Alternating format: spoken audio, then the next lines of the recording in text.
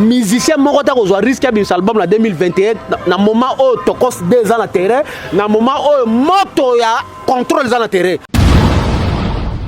siko ntango oyebisanga te obanga harmonie na biso d'abord ekobima te harmonie na bino wana so harmonie so nini wana boye ntango oyokumisa album urbain yango tatatif album urbain ebimaki wana est ce que babimisa nzembo na bango moko wana ndeko nanga oyebi yango beta kaka kota sikoyo kota youtube betelanga lukila nzembo wana so eza Mitolite misunga oyo ya Grace Mandela la pétrolière oyebake eye na idéologie ya sika donc soki papa to mama avali kopela awa na kati ya bakini komitungisa te ya kotinaka mbongo na kini kaka soki obengi na limero oyo oza mobimba ndeko yo na kini akozwa soin de santé gratuitement na clinique misunga batieli bino wifi ya opele surtout ke bazali na internet au début donc soki ndeko na yo avali kobela olingi oyeba état de santé na ye okoki kobenga ye sale kukuma ozwa ata interférence na nzela mama boni santé nakomi bien soki ndeko na yo azwi occasion ya kozwa baswin na mitolite misunga yebake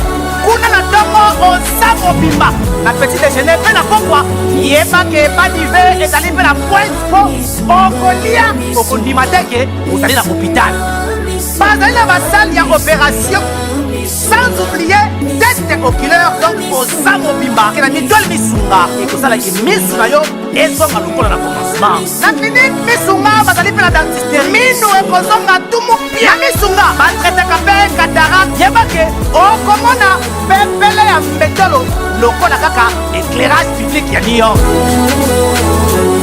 misunga ta santé c'est ta vie tala na clinique misunga oyo ya Grace Mandela la pétrolière est kembe ezali eza te banda barumba tout oyo ebimi après contrôle kangelanga rumba oyo ezobeta yo mata barumba to après contrôle tout terre à terre siko fali siko ndenga bwaki fali siko ndenga bwaki fali siko ndenga bwaki tokos de yo tangelanga babiloko wana ba cheke non fali aza meilleur artiste congolais de tous les temps mwana ya poto tala flotte ya kitoko oyo etie bakondisio nyonso mpo na kopema na elengi nyonso yango oyo flotte hotel joli kabelo CPI cadre kitoko mpo na kopema awa soko ye oye kaka na bilamba na yo okokuta nyonso ezali tala bino moko bambetu ya nyekese cuisine na bachambre nyonso salon ya joli kitoko bongo kote ya batoilette engai ye awa ata mikate kwei okolia kitoko bazali na courant ya kitoko 24 heures sur 24 po bango bazali na départ unique batiela bino pe mobange na groupe électrogène awa ya tumupia mai ebimaka ntango nyonso na flotte hotel joli kabelo CPI bazali na mobange na parking pe sécurité ezali assuré ndimela ngai ke soki ozali kovanda na kati ya flat hotel joli kabelo CPI bar oyo okoki kovanda no awa omeli eloko nyonso oyo kolinga kasi mpo na bato ya lipanda bosana awa te flat hotel joli kabelo CPI ezwami na avenue Bula numéro 115 quartier Adula référence église Mangembo na commune Bandalungwa to mpe okoki kobenga bango na numéro ya téléphone oyo 082 58 12 024 Ozamo Bimba Eyokanie oui Fali déjà minela ba vendre la ramasolo Fali exercice ça peut être papa quoi yo moko moni sakara boy sakara na Champs-Élysées o moni mindele bana mindele bazo ko ngana Fali photo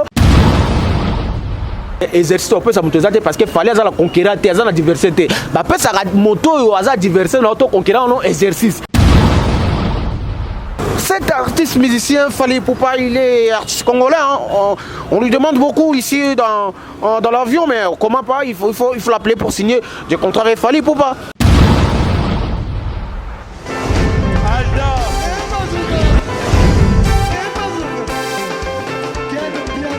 Personne m'a pour dire, on est quel bien. Ailleurs,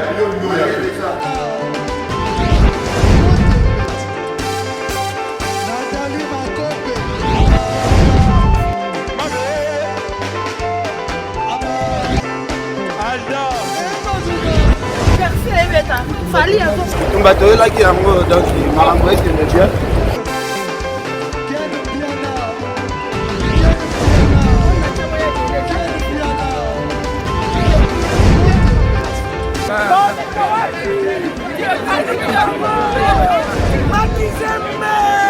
Ah bon?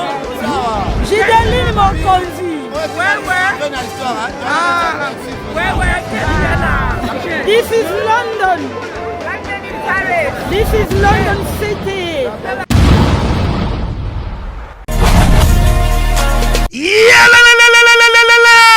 Après confinement, réouverture, Yanganda Taba, chez Djongade, Awa, Bokokuta, Biloko Nyonso Bolingaka ya Kotumba, lokola ntaba ya kitoko pe elengi, soso ya kotumba, ngulu ya kotumba, poaso ya kotumba. Esengeli koyebake, chez Djongade, bafongolaka kobanda mokolo ya mardi, ti dimanche. Awa nde sika ambiance ezali kolala, adresse eza kaka se moko, chez Djongade, weekend, boza deja ya kosepela, chaque vendredi, bobanda kozwa Suzuki Luzub, 4x4. Yende muta kosepelisa bino na ndenge ya kosakana te, oza kulia, oza komela, oza kopina. Pe chaque samedi, ekobanda kozala nde CNN, Alligator, na ba artiste mosusu. Bako banda kosepelisa bino na makinu ya defwa te na bakunga ya kosakana te. Et puis, chaque dimanche, sombele suka bisanga, nde bokozwa les grands chanteurs. Emile alias de Mingongo, yende muta ko palola awa, boko sentir betue baou différence yena. Malolo.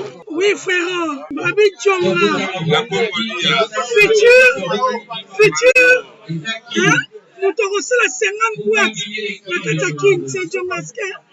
Chez Tchonga. Soki olingo sala ba réservation, obengi na ba numéro oyo, pe bako servir yo joli kitoko. Chez Djongade, yango nde moboko ya ambiance na kati ya Paris. C'est naturel, soin.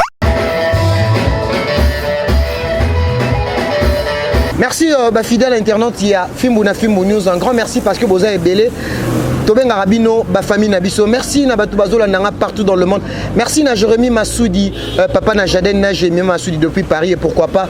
Il y a Nono Diams depuis Londres, Batoutou Bolinga Rapegi, Titan le Parallelo, Cadet Tekassala, mon grand frère propre, Roméo Poutou, l'artiste incontestable.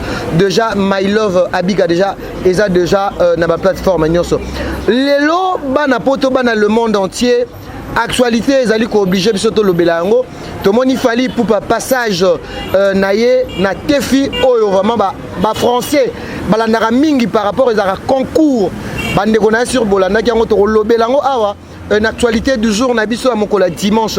Merci na pasteur Emmanuel Dodiazo landanga en direct depuis Palem. Merci aussi na batutu balingara Peggy Titan ainsi que na ba Warion Nyonso. Ya fiston coloqué Zapatero OP Calamita dans Kinshasa. Je suis avec Super Warion supérieur. Oa représentaka bino ba Warion Nyonso monde entier a wana Kinshasa otoko solo anaï par rapport ba exploit l'artiste Fali pour pas salela le lot toucher moi ba point et actualité déjà sans plus tarder na sur déjà na invité nanga du jour mon quoi le lot dimanche 20 juin 2021. Bonjour Warion supérieur. Oui, bonjour Peggy Titan France 24, bonjour naba Warion Nyonso à travers le monde, Afrique centrale, Afrique de l'Ouest, Afrique du Nord, États-Unis, France, Paris, partout ba tout bazui occasion l'andabiso na émission na Peggy Titan le Parallelo. Merci beaucoup et puis dans saluer tout baza vraiment branché à ce moment pour l'Orlando Bisso toujours pour la masolade aigle quoi. Je pense que tu as l'honneur hein. Oui, pour un sujet pour une actualité à l'élo. Oui, je suis à l'honneur parce que vous savez que non un artiste comme Fali c'est un empereur. Aujourd'hui ceux qui n'ont pas eu l'occasion de regarder un film c'est parce que Naza toi zolo bel artiste oh a la visibilité le plus extraordinaire dans le monde. Donc ma question on est peut-être sur la masolo za regarder à travers l'actualité. On va parler de l'actualité parce que beaucoup des artistes congolais Batebele Balobarake. L'artiste Fali Poupa, il est opportuniste. Mais aujourd'hui, ce matin, c'était hier, l'émission qui a été passée hier, na Tefi, parce qu'il y a une chaîne Moro internationale où il y a partout dans le monde. Émission, on les a 12 coups, où il y a vraiment, et là, il y a plusieurs Français, même plusieurs Batuna monde, Balandarayango. tomoni l'artiste Fally Ipupa par rapport à Nzembo Oyo abeta na Mat Pokora o bazotuna quel l'artiste Fally Ipupa abeta Nzembo featuring Dio abeta na artiste nini bakomi Dadju bakomi Mat Pokora et il y avait le français o ba répondre qui par rapport à la question wana et tant que Warion supérieur et ça lui on ngeni ya komona artiste congolais o azaki na ghetto oh lelo a memi musique na biso de là lelo to moni déjà ba pesi honneur na tefi par rapport à la question oh ba pesa ki bandeko ba français ba répondre. Mais oui, il fallait le barra déjà que non, Aza les prochains sur la liste. Il n'était pas encore les meilleurs, puisque aujourd'hui, il fallait prouver noir si blanc qu'il fait partie des meilleurs artistes urbains. Vous voyez, si vous parlez des meilleurs artistes urbains, côté la meilleurs artistes urbains, la côté africain, talent même la côté européen, puisque aujourd'hui, mission on a 12 coups de midi, et ça mission moi les grands TF1, et ça mission français, la chaîne la plus suivie de la France, qui est TF1. Aujourd'hui, ce qu'il fallait, Azu, on ya boye ba ko poser question que ba ko poser ba to question ba inviter question que artiste nini ya sala ki featuring ya comprendre qu'il fallait pour la featuring na chanson o ba imaki ya nini laisse-moi non, juste une fois. Juste une fois, pardon. Oui. Et ça, c'est parce que dimension, il fallait comme il y a un nouveau, il y a musique, l'espace musique urbaine, il y a France, et ça est extraordinaire. Puisqu'il faut l'auto-encourager, bah, prouesse, il fallait ça, puisque au moment où bah, TF1, on a une mission, il y a dimension à Boé. Et ça, pas facile qu'un artiste ou des bandales, tout ça, non. Là où il y avait aussi de blanc, il faut bien préciser. Oui. On n'avait pas vu peau noire et Zalaki, on a vu que Mindele na Mindele Bazalaki, on va répondre sur cette question. Oui, effectivement, c'est parce qu'il y a des questions qui vont poser question pour la Mindele, on va participer à la concours, on a des concours déjà la question pour le champion, mais on a 12 coups. Vous voyez, donc, question, on a Zalaki beaucoup plus pour la relaxer. Fallait dimension comme la dimension à la star française. Vous voyez, parce qu'il est déjà fait partie des conglomérats de stars.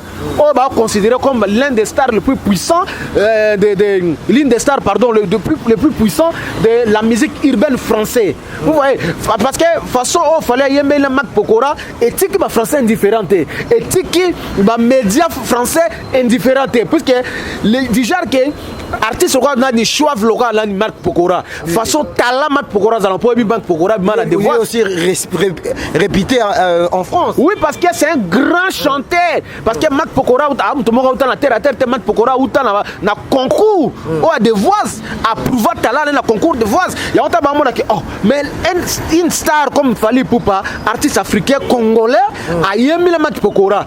Vous voyez il faut pas continuer ça questionnement na carte émission oyo et qu'on permettre bateau ba comprendre pour battre la paix bateau là ba cultiver effectivement il y a un moment que et ça ils sont fiers makasi parce que comme on a que Fally kaka oya bandal fallait comme la dimension ya boye que la TF1 bazo ba mon plus que za TF1 tel au moment là na 300 000 millions de critiques hein émission les gars la TV5 monde là ni Afrique ni TV5 monde na France 24 ne balobela dossier wana.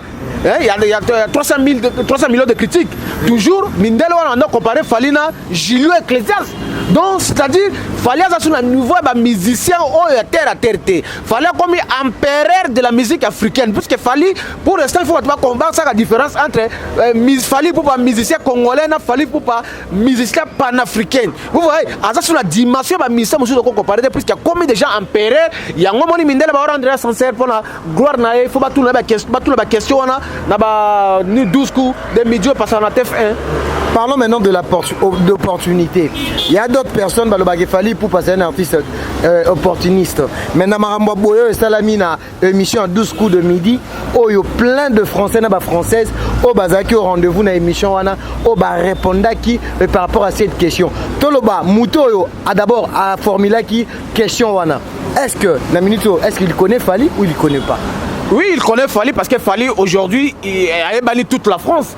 puisque na français moko te koloba kebi fali te yo moko raison pour laquelle omonaki Sankara la plein Champs-Élysées Sankara ye akutana fali donc amoni artiste masane ya bandalo ke musique ezolesa ye patron ya boye Sankara bela liboma yo omonaki ba français ne bazo ko nga photo na fali parce que fali aujourd'hui en France ça reconnu na étendue sur la France donc même moto a posé question voilà ayebi que il y a une star yo moko ka question façon ba poser fali c'est-à-dire quel est l'artiste français qui avait accompagné la star congolais Fally Poupa oui puisque na bango ba reconnaître que non moto yo Mat Pokora accompagné qui na featuring wana eza star puisque star ba prononcer na mutumo papa mbate remarquez l'artiste mingi so mona ba lo bele mona non bon c'est un musicien africain musicien congolais musicien gabonais tout ça mais eza difficile que mona ba tia star yango moni que Fally lelo pona ba nini Fally moko ba ke nini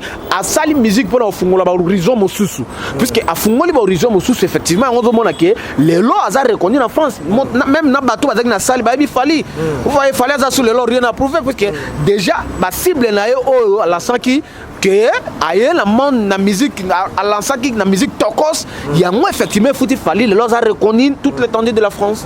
Parlons de titre parce que le titre a été Laisse-moi hein c'était ça non le titre juste une fois plutôt tout le monde n'a pas combo bachaki bato muto ayembaki nzembo wana na Fally parce qu'il y avait le nom de Fally tout le monde baté daju na Mat Pokora mais bato ba s'intéresser na Mat Pokora to lo baké nzembo ya Fally et beta toute la France parce que ba français na ba français zo bazalaki na ba yebi directement nzembo wana ba ponaki Mat Pokora mais oui ba chanson na za blaguité il y a des français ba ça la ba cover ko yemela ba chanson wana tu me parles d'amour il y a ba image ezali vous voyez parce que nzembo na ba dimension moi makasi motozo tu me parles d'amour mais je ne peux plus, tu veux taper velours, mais près de toi du t'avoue, j'espère revivre ton linganga toujours jusqu'à la folie. Linganga chérie, linganga bébé, linganga chérie. Linganga bébé nayo, linganga chérie, linganga bébé. Donc bah français va combattre ah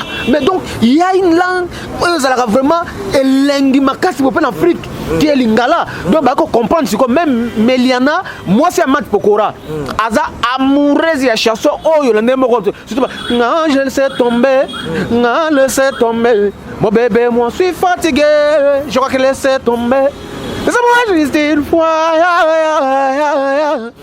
laissez-moi juste une fois,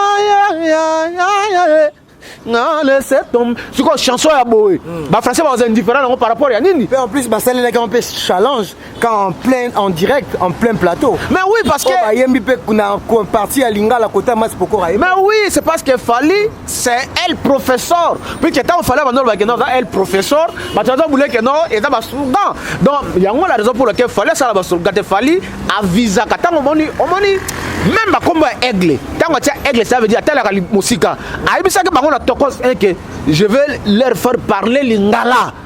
Tu as mais mon Mat Pokora dans le studio. Tant qu'on Fally, il fallait que non, Fally, je vais chanter un petit peu à lingala parce que moi je très bien, j'aime beaucoup chanter à lingala. La façon dont tu chantes à lingala, c'est super bien. Donc pour moi, ça me fait du bien de chanter à lingala.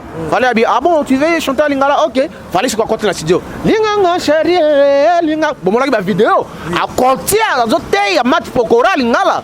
Vous voyez, parce que Fally lelo. Tant que nous aigle, ça veut dire la musique. T'as la langue française. Si on a quel piano, banati le collé, peut-être bon qualifié bango que non, bah Fally tout ça. Mais c'est comme minaleona. Y'a pas bien, là bien. Il y a un monde où ça la propagande. Puisque bilan mon lui-même partout, tu vois banzembo, nili banzembo est Fally, est-ce que Fally moto ça la que non, non. N'a pas même exemple que non, na 300 millions de critiques. Hein? Oh les gars na nini na TV5 Monde. Hein?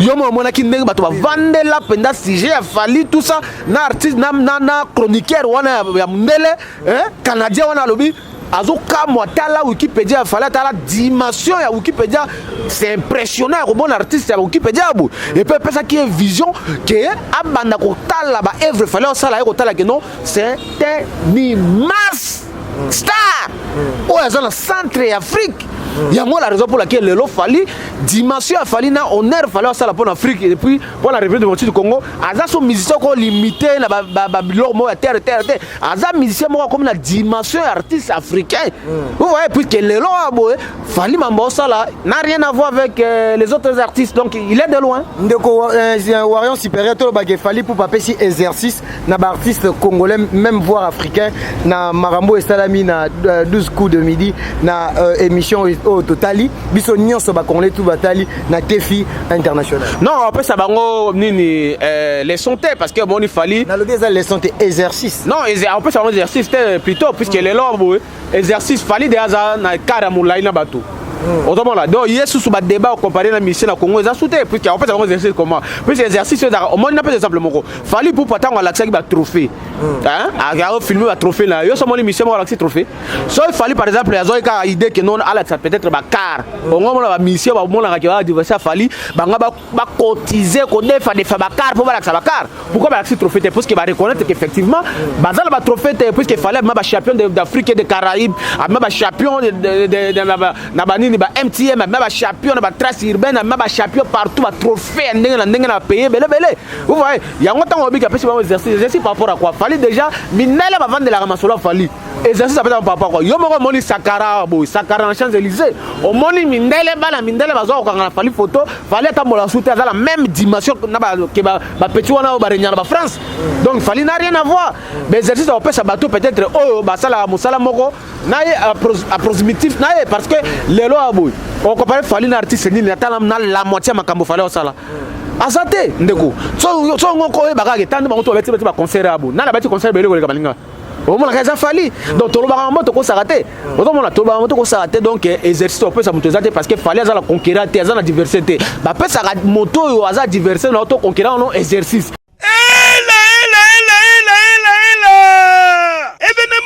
événement Panapoto après 10 ans d'absence sur scène mon peuple Sika est hier pour la première fois en Europe bon vivre événement Oyo maison double S Pro et organiser mon bangé na concert samedi le 13 novembre 2021 sous Kana événement à una salle prestigieuse double mixte avec l'artiste Fabrigas Maestro le maître de tous les maîtres le métier noir de la musique africaine artiste Oyo atika musique na défaut pour na kopesa elengi à una ville ya Lyon de l'avenir Ban Mokolo à samedi 23 octobre 2021 avec l'artiste le plus spectaculaire de l'Afrique Félix Wazekwa Mukua Bongo monstre d'amour S grave Michael Jackson d'Afrique Monsieur Google Akose Pelisabino Elongona orchestre na ye Cultura Pays Awana centre culturel Yelodissé na Lyon Piscina Ekoina mabe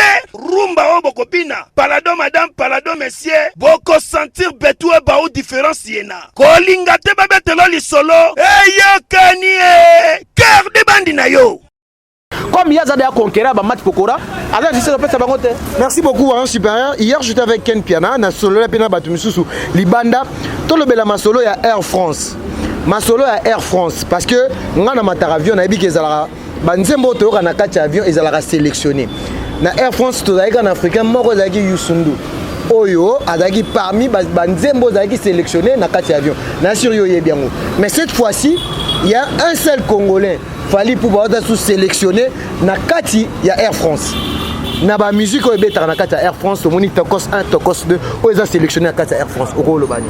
Mais oui, Ndeko, parce que les lois abouillent. Est-ce que même il y a une option que sa force c'est déjà la capacité il fallait continuer à monter en français parce que bah moi que non mais c'est contrat photo le babia bah moi que non mais c'est un artiste il déjà approuvé ma capacité dans la musique urbaine artiste a aussi la chanson ils ont cartonné à travers le monde en français c'est un artiste francophone la raison pour laquelle il va il faut signer un contrat yo moment les appels c'est pas pour aujourd'hui même dans Gabon tant fallait qu'il consomme dans Gabon au moins on a déjà filière, il y a Air France, il y a Gabon. Tant qu'il fallait qu'il y ait rendre visite, au moins on a tiré la révérence devant l'empereur King. Il y a moteur à la dimension monsieur puisque Aza vraiment effrayant. Vous voyez, Aza effrayant puisque les lois effrayant ça fallait ce que tu as c'est comme si tu étais un peu trop loin.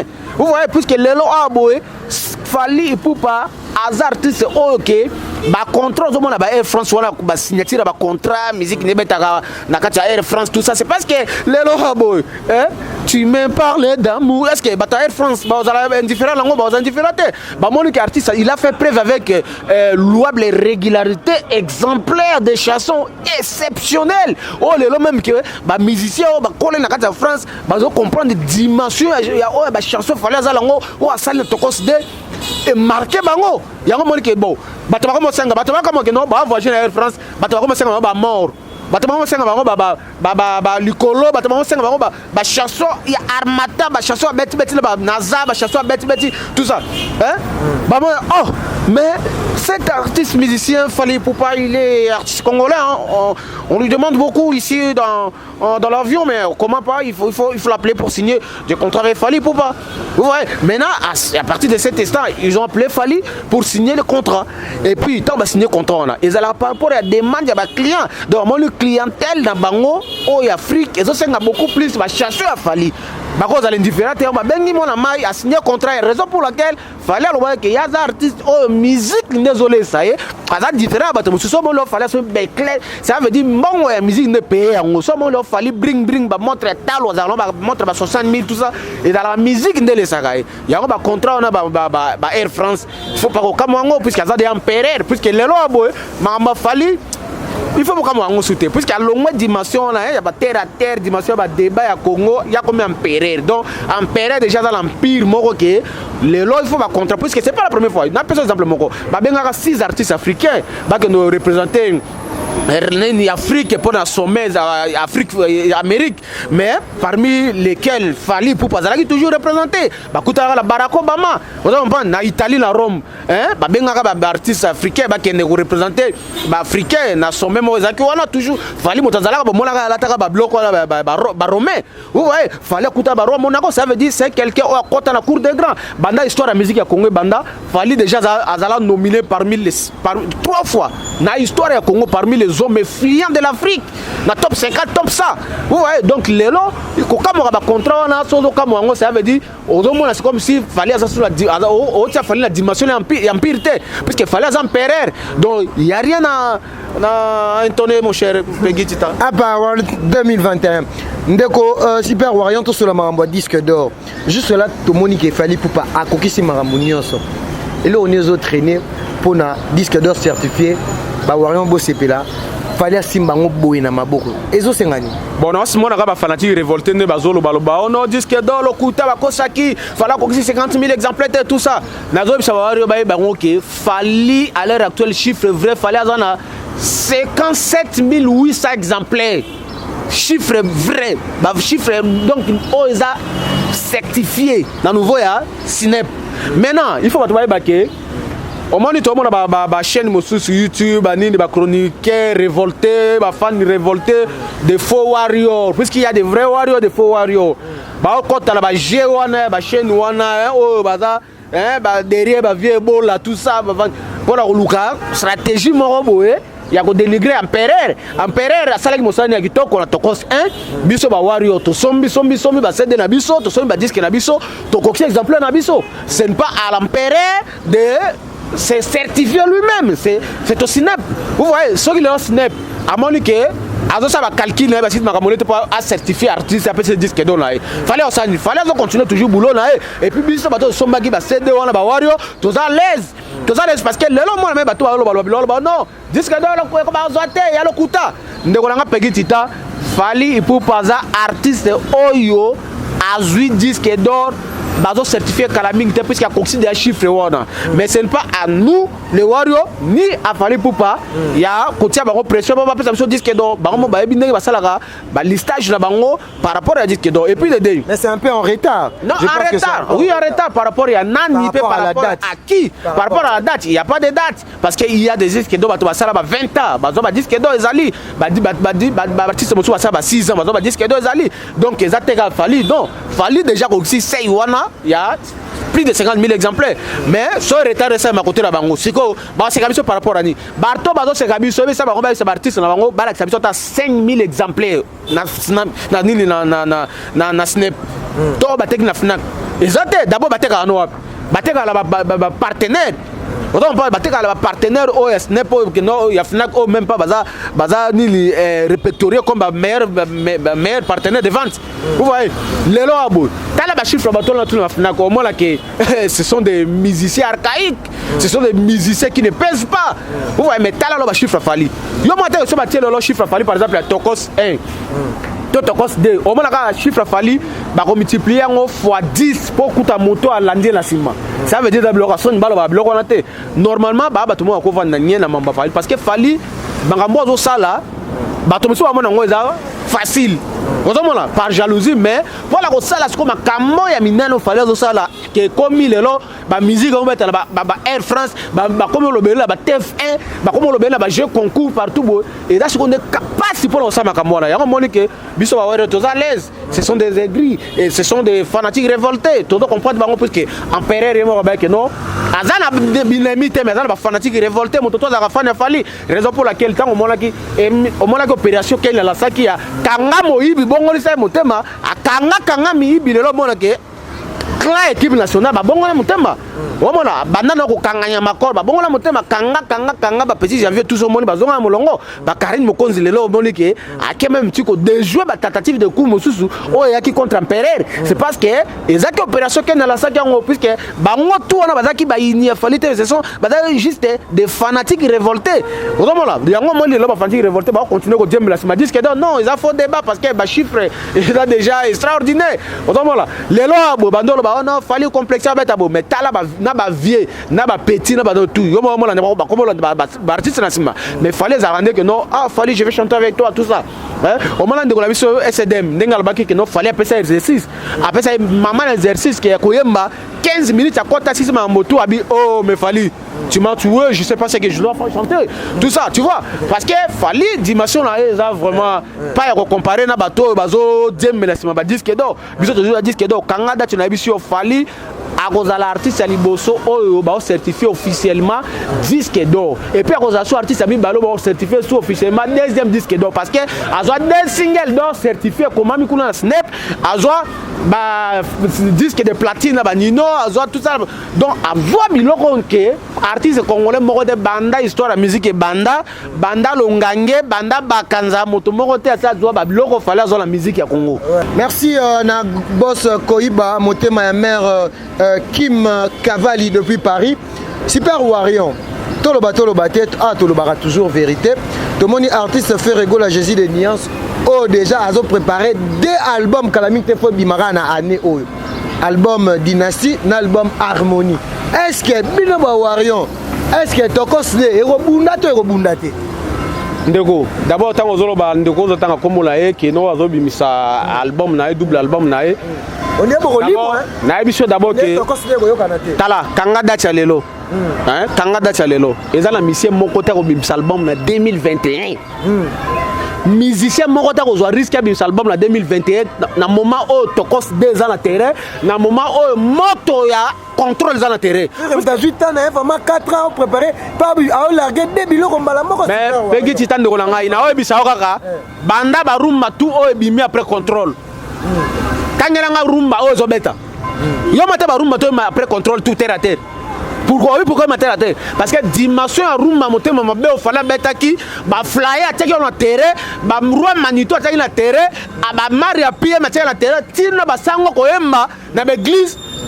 Et comme il y a des biloko tu vas rumbe bimi si ko fali si ko nenga boaki Tokos de kozana longue vie fali si ko nenga boaki fali si ko da ba Tokos de yo tangela nga ba biloko wana ba cheke ce sont des musiciens terre à terre ouais ce sont album urbain basala ngo so basala ngo d'abord ceux qui aux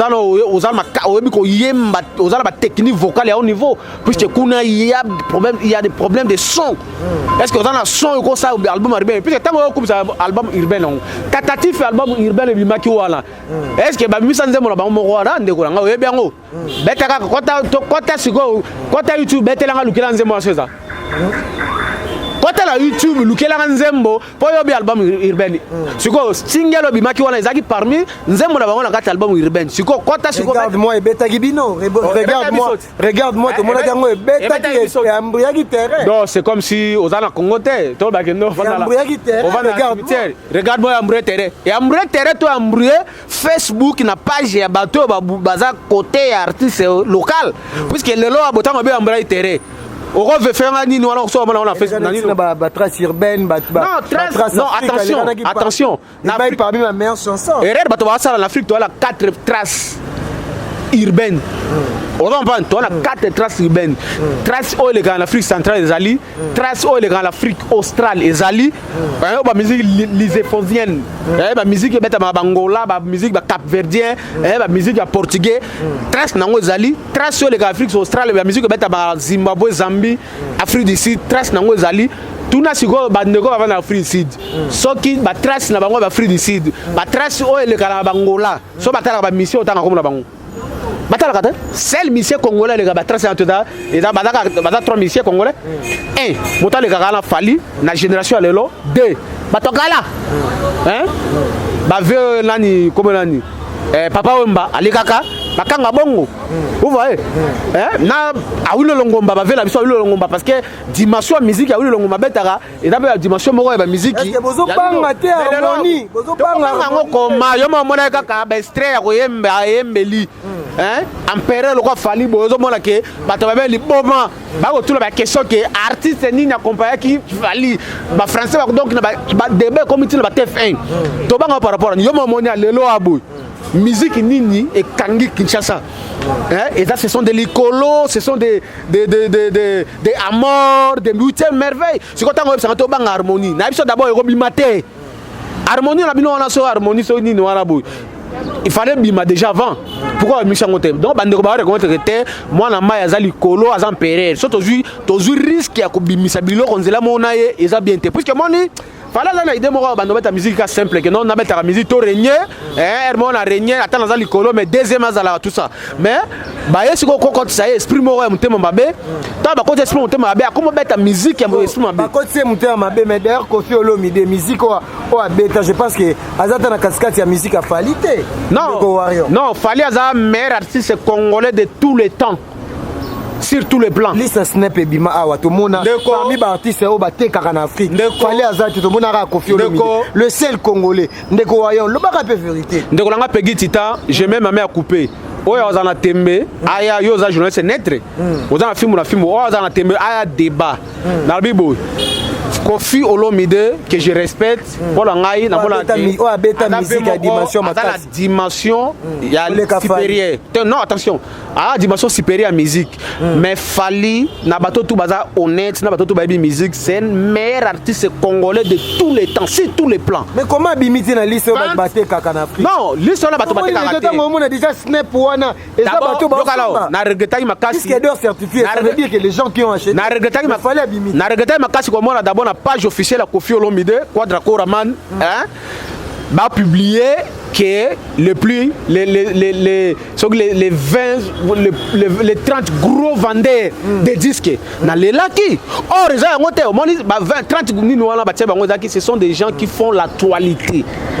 Na Snap et dans la semaine voilà vous voyez ce sont des 30 ça qui actualité ça veut dire Kofi Olomide a ça l'actualité du fait qu'il y a na concert na yo beta makalami na Cor Arena donc tant qu'on bien devant les autres kama comme on les répéter tout ça na Fnac tout ça il y a ngolo mol qui a créé a ça l'actualité mais ça et puis il faut pas comprendre et ça la musique du monde donc quand on parle de musique du monde c'est les autres musiques qui ont en dehors des musiques urbaines européennes.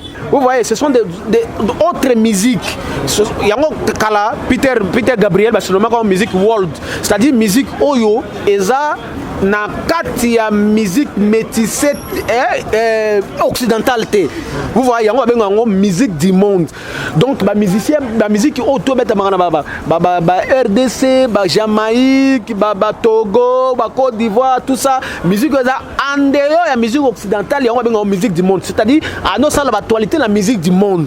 Mais, sur la musique en général, ok, Maître Gims, c'est qui 22e dans le classement, et ça, la musique, vous voyez, mais eu décis regret ya komona ke Koffi Olomide na page officielle Koffi Olomide ba yo tia nini que parmi les 30 gros vendeurs na yo senga mamakasi puisque Koffi Olomide pour votre formation il le mérite ou il le mérite pas de non c'est-à-dire quoi Koffi Olomide aza ko mériter que azala parmi bato ba sa actualité parce que azala concert na e kala mingi tabo mais bon pour na bato bateka Koffi Olomide aussi il est parmi bato bateka Koffi Olomide n'est pas parmi parce que les lois aboé vente ya Koffi Olomide za répertorié té Koffi Olomide ateka na nini na snap est-ce que ce rôle luka oye ba vente ya Koffi Olomide les vente mot de la honte puisque la biso que ba musicien na biso ba régna mais ba canaliser ba vente na bango té na nini même king question mener question là réponse un peu alela ki abi que no ba succès na sala na nzinzi mais canalisation ya ba vente wana isalama bien té que na ko baka disque d'or certifié ba disque d'or tout ba zona ba disque d'or mo boya ya mayuya autant prendre king question mener reconnaître ngo puisque ba teka ba vente mo bozaka que ba vente za non vérifié vous voyez le Lukuna on le salue Babi Balukuna leader d'opinion lelo aboye soki ozolo bakeno na bavante na biso ke banda histoire ya musique ya Congo banda eza na artiste moko tala ki fali na kuteka disque azate fali ale ki ba artiste tout na bi na tiena ba vie na longo moto te dans ba vie na bato lelo na bato babotami na lote fali ale ki ba moto teka disque fois 100 selon Wario selon a été selon ba chiffre potangolo ba selon c'est comme si na ya na okosa avantage na biso ba Wario ezake toyaka kokosa te mama fali toyaka juste kolobaka ba vérité so za na tembe kota snap pour vérifier ba chiffre yo même so kemena lelo abona nini na nini na par exemple la Tokos de fala sali 100 millions de vues hein avec combien 3 clips pamba là ba audio 100 millions de vues hein c'est-à-dire que c'est un artiste oh azala conquérant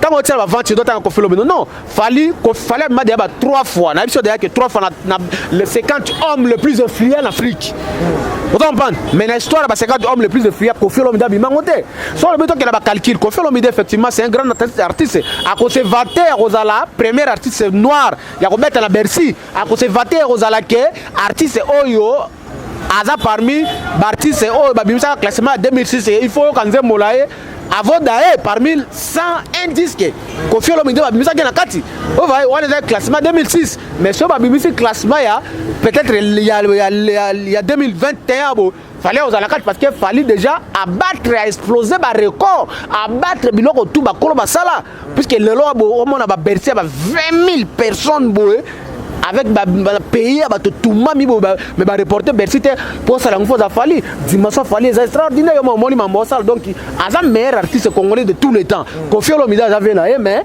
na makambo fallait c'est la musique le carré à 15 ans il y a pas photo entre Fally et Koffi Olomide je respecte Koffi Olomide mais Fally azali kolo ya Koffi Olomide na ba vrai oh Fally asali na ngonga muke parce que le loi boy oui Koffi Olomide c'est pilier na ba rumba na niveau national vous voyez même ngamo na biso na za mourir ya ba rumba Koffi Olomide ya blague était même Fally moko mourir ya ba rumba Koffi Olomide mais ce que Fally a copié nini tactique de travail à Koffi Olomide ya siko asali siko moderniser ngwa combien ko na world taka combien na world ko pesa ba dimension moko ya koma ba aigle ba dimension comme ba king le là comme empereur si ko tango moto comme empereur yo comparer ce qu'on a double king puisque empereur moto za contrôler ba double king puisque empereur a sali empire ils ont contrôlé plusieurs royaumes si ko so qui vie azuma deux royaumes na ye azo contrôler en tant que double king si ko fallait az empereur vous voyez comme az empereur a contrôler vie donc vie faut pas ndima ko souffrir pour la succès Fally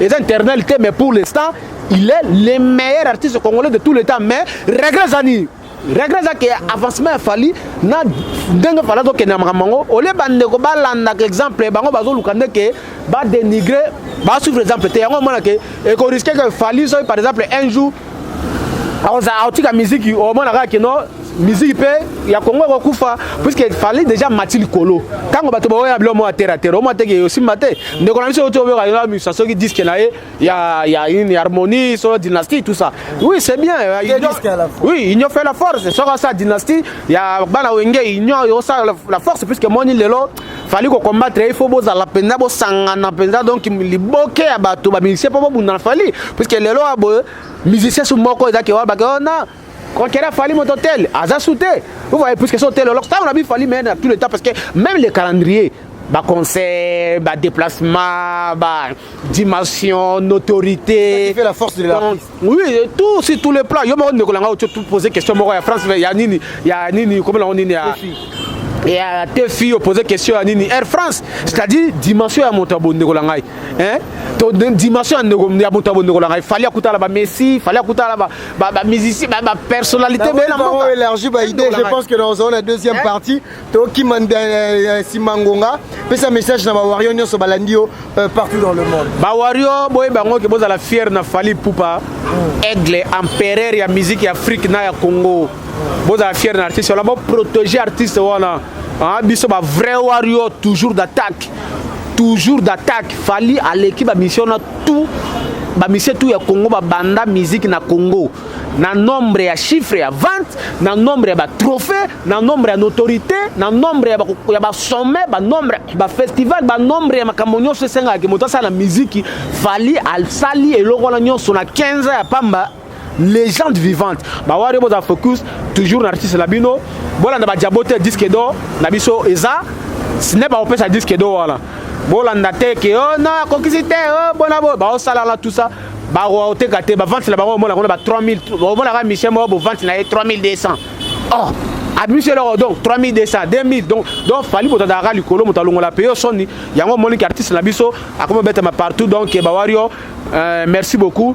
Et puis, na repère ça va mbote la vela ngai luzo mbata na seke le donc patron o akoya kate ko la Afrique du Sud patron ba bana la Afrique du Sud au Kendo zongi patron ba mali tout ça mais luzo mbata toujours na terre quoi na Cape Town toujours ma mimi la pêche mbote de Belgique vrai Wario ya tango ma mimi la pêche mbote ma Valentine na Suisse Ser Poli Lumumba RDC Monde na pêche mbote place oza et puis na pesi velanga Koko Arafat le combattant de Britannique mbote Ser Angel Mouswaili Makizembe na pêche mbote place oza Toshiro Mpeti José Nondo depuis Montréal bana Montréal restaurant Fusion restaurant à Montréal parce que vous pendant donc cuisine congolaise Francis Calator Francis Balingola pesi mbote et puis Wario tout bozo kazola na biso tous ala toujours focus na aigle empereur Mobutu aza toujours dans les bons alors ça honneur ya mboka talaka ba TF1 France Mombelo Belaye tokos net na film aigle. Merci beaucoup fidèle internaute na sona benga ba famille Afimbu na Fimbu. C'était là Wario supérieur avec qui ko éclaircir biso par rapport à l'actualité automoni ce matin na TFI na émission 12 coups de midi. Quant à moi, je dis un grand merci na Batutuba accompagné ngai équipe technique, merci na Wisimu Chia. Merci aussi à Naken Piana Makizembe le patron de Fimbu na Fimbu. Je tiens aussi à vous signaler l'artiste Roméo Poutou déjà single naye ezobima déjà clip nango déjà tokozwango lobby lundi my baby Abiga. Donc merci aussi na Apara World 2021. Merci na Batutuba lundi Peggy Titan. Ya Nono Diams un grand merci. Jérémy Massoudi papa na Jaden Massoudi na Jemima Massoudi. Laissez-moi juste une fois. Laissez-moi juste une fois. Laissez tomber. Mon bébé, moi je suis fatigué. Je crois que laissez tomber. Donc moi les beaux qui va français indifférent. Merci beaucoup. JP Batiki na Lyon. Ya Koko Arafat. Grand prêtre Kadete Kassala Batutu Bolingara Peggy Titan. Na Pesibino Mbote Bisika Bozali. Vraiment, je suis à vous. Je vous appartiens. Bye. À la prochaine.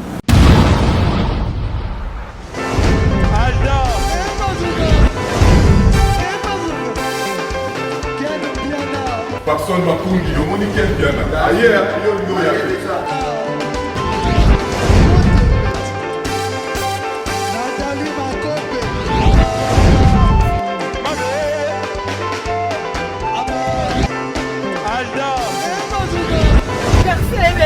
Fali a bato là qui a donc malambo est que bien.